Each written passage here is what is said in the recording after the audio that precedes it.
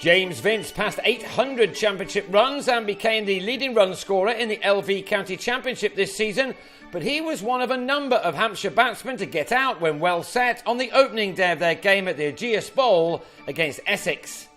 This was a big game between joint first and third in the second division table, and it was the side in third, Essex, who began the best, with Rhys Topley having Jimmy Adams caught behind with his fourth ball of the match.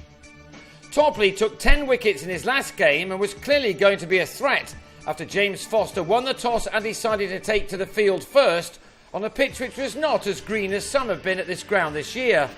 Whatever the colour of the surface, the pitches have all offered a fair balance between bat and ball this season, and Hampshire would not have minded batting first, especially when Will Smith and Michael Carberry began to forge a partnership, even though both played and missed on numerous occasions. After taking 10 wickets in his last outing, Jesse Ryder was on fairly early, while there was also a fascinating battle between the pace of T-Mal Mills and the skills of Carberry, a man who came into this match on the back of a century in the draw with Worcestershire last week. He and his teammates would have known the importance of this game, with 34 points separating the two before play. It was ultimately a battle which was won by a rather erratic Mills, who, on this occasion, did enough to catch the edge of Carberry's bat to have him held by Foster for 35. Vince and Smith then saw out the remainder of what was a tough morning session before Vince began to add to his large tally of runs and boundaries this season. This, though, was a day when the bowlers never had to wait overly long for some success on a pitch which did offer assistance. These two batsmen took the total to 107 before Smith, like Carberry before him, fell in the 30s as Foster claimed his latest very good catch to give Topley his second wicket of the game. When Adam Wheater came in against his former county to join Vince, the run rate was picked up again. Vince was especially strong on the offside as he moved to 800 championship runs, taking his tally of fours this year to 125. He then became the country's leading run scorer in the competition. Wheater, who hails from Whipps Cross, played for the county of his birth for 5 seasons before leaving for Hampshire at the end of the 2012 season. He would have loved to show Essex what they were missing, and it began with some punchy shots off Mills, who was becoming a little expensive. These two added 55 runs in 10 overs to take the total onto 162, but then Vince on 41 went after a wide ball from Ravi Bopara, just his third delivery of the match, only to drive on the up to Ryan Tenduscarter in the covers.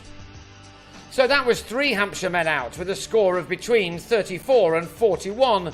Not that that seemed to matter to Sean Irvine and Wheater, who continued to score, as with the last partnership, at around 5 runs per over. That meant in just more than half a day, the 200 was posted for a first batting bonus point. Wheater was the next to get out when looking so promising. On 42, he dragged a ball from Bopara back onto his stumps. Bopara can do absolutely nothing wrong at the moment, it seems. Michael Bates never got going, and as he tried to, he drove loosely to offer Nick Brown a simple catch at mid-off, off David Masters. Hampshire went to tea on 217 for 6, with Irvine the latest to get into the 30s. While he settled in again on the resumption, Matt Coles played with some aggression as his score was taken to 238, another partnership just getting going before it was ended. It was Irvine who became the 5th man to fall between 34 and 42. He was on 38 when he chose the wrong ball from Topley to leave alone. He would have realised that when his off stump was flattened. It was an odd day of cricket, with no wickets falling in clusters, but no partnership realising more than 70 runs. Coles and Kyle Abbott kept the visiting attack waiting for 5 overs for their next success, and in that time 29 more runs were added to take the score on to 267. Coles was dismissed for 27, Foster with his 4th catch of the day to a ball from Mills which had some pace behind it. Abbott also got into the 20s as Hampshire went in search of 300 and a 3rd batting bonus point. But with a total on 285, the South African was undone by a clever bit of bowling from Bopara, who ended with the excellent figures of 3 for 14 from 9 very tidy overs. Monty Panesar was the 7th bowler to be called upon by Foster, who claimed his 5th catch off the spinner's 16th delivery to remove James Tomlinson for a duck. Hampshire were all out for 286, with Wheater's 42 being the best score, closely followed by 41 extras.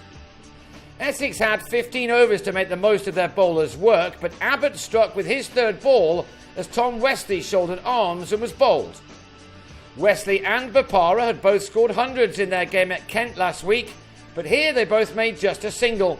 Bopara's recent excellent run of form was ended when he was surprised by some extra bounce from Tomlinson.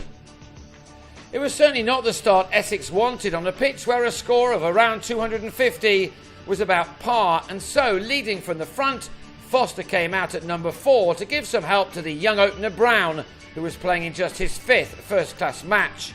His best effort previously has been an unbeaten 22, but he looked okay here in partnership with a much more experienced Foster. These two calmly batted out the rest of the day, by the end of which the score read 55 for 2. That means that Essex will enter the second day trailing by 231 runs. They'll go again with Brown on 19 after an hour at the crease and Foster on a punchy 26. A big day beckons on Monday.